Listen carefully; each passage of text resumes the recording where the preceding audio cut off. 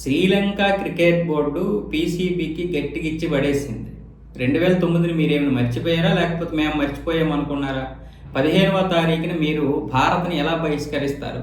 ఇది క్రీడారంగం, క్రీడా స్ఫూర్తి. మీరు కోరుకున్న విధంగానే ఒక హైబ్రిడ్ పద్ధతిలో మా దేశం మీద మీకు అన్ని ఏర్పాట్లు చేశాం. భారతదేశం శ్రీలంక ఆతిథ్యం ఇస్తున్నటువంటి ఈ యొక్క T20 వరల్డ్ కప్లో అన్ని ఆతిథ్యాలు సరిగ్గా మేము నిర్వర్తించాం. ఇప్పుడు మేము భారత్ని బహిష్కరిస్తున్నామని మీరంటే ఎలా?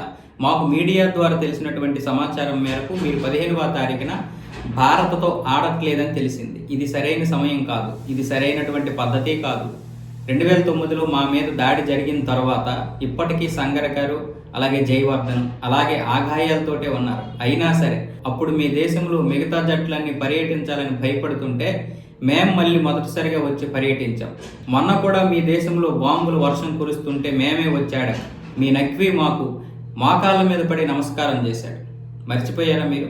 ఈరోజు భారతదేశంతో ఆడమంటే ఎట్లా? మీరు ఈరోజు ఆ మ్యాచ్ ఆడకపోతే మేము కూడా చాలా నష్టపోతాం. అది మా వల్ల వచ్చే నష్టంగా మేము భావిస్తాం. తరువాత పరిణామాలు తీవ్రంగా ఉంటాయి. ఇది మేము హెచ్చరిక కాదు, ఒక క్రీడా స్ఫూర్తితో రాస్తున్నటువంటి లేఖ అని శ్రీలంక క్రికెట్ బోర్డు అయితే పీసీబీకి రాసింది. అందులో ఏముందంటే, ఈ మ్యాచ్కి సంబంధించి భద్రతా ఏర్పాట్లు, టికెట్ల అమ్మకం, ఆతిథ్య ఏర్పాట్లు, వాణిజ్య కార్యకలాపాలు, ఇలా ప్రతి ఒక్క అంశానికి సంబంధించి అన్నీ ఖరారైపోయి ఈ సందర్భంగా మర్యాదపూర్వకంగా గౌరవంతో మీకు ఒక విషయాన్ని గుర్తు చేయాలనుకుంటున్నామని ఇప్పుడు నేను చెప్పిందంతా వాళ్ళు చెప్పారు ఆ లేఖలో.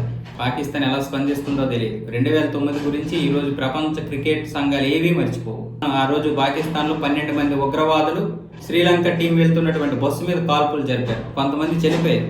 టీంకి ఏమవ్వలేదు, శ్రీలంక టీంకి ఏమవ్వలేదు. కానీ జయవర్ధన్కి అలాగే సంగర్కర్కి కొంచెం దెబ్బలైతే తగిలాయి. చాలా తీవ్రమైన దెబ్బలే జరిగాయి. అలాగే పాకిస్తాన్కి చెందినటువంటి క్రికెటర్స్ మీద కూడా జరిగాయి. అందులో పాకిస్తాన్కి చెందినటువంటి ఒక క్రికెటర్ కూడా ఉన్నాడు, మన్హాన్ రజాను ఏం పేరు.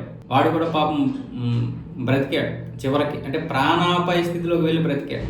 అలాంటి ఉగ్రదాడులు జరిగినా మళ్ళీ శ్రీలంకే వెళ్ళి మళ్ళీ ఆడింది అక్కడ. ఆ తర్వాత మిగతా జట్లన్నీ వచ్చాయి. అదే విషయాన్ని ప్రస్తావిస్తున్నారు వాళ్ళు. మరి వీళ్ళకి బుద్ధి ఉండాలి కదా. ఈ జాతి అంతా